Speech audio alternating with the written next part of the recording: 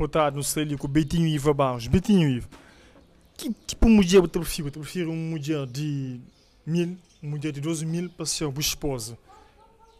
Boa tarde. E a minha preferência de mulher, então prefiro uma mulher que tem semente aberto, que tá trabalha, que se não gosta de prefere mora na campo, não gosta de morar na campo, para estar afastado, que não tem nos horta, que ó que manda, ó que não tá falando, pô mano chão, e te apoio, pô mano enxada, e te apoio, não tá trabalha e não tá faz 69.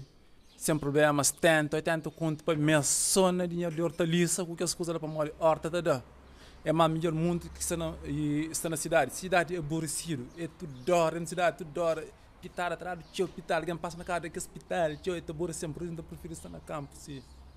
Não tá por todas as coisas, não pode estar à vontade, naquela que está... De que mulher daquela que está prefere. Mulher de campo, mulher de sana. Yeah, mulher de campo, sim, aquela mulher que... Mulher firme, que ó que... Há obstáculo no caminho, está lá no pé alto para passar obstáculo. Aquela mulher que está para, mulher que te ajuda, aquela que crê, mulher que te ajuda, que não te ajuda a acompanhar. Na cama também, não te prefiro, a mim também não preocupa com a alimentação, não gosto de fazer as alimentação terra a terra, coisa que não está recomendado o teu. Ou que dá engano comer coisa terra, não pode ser. Não pode. Pode dar dois boas arranja pilão no coche mídio, não faz cuscuz, essas coisas. Olha que o bachano, não pode comer agora. Se hoje não tem comida terra, também eu estou bachano. Assim, terra na cama, se não está fazendo.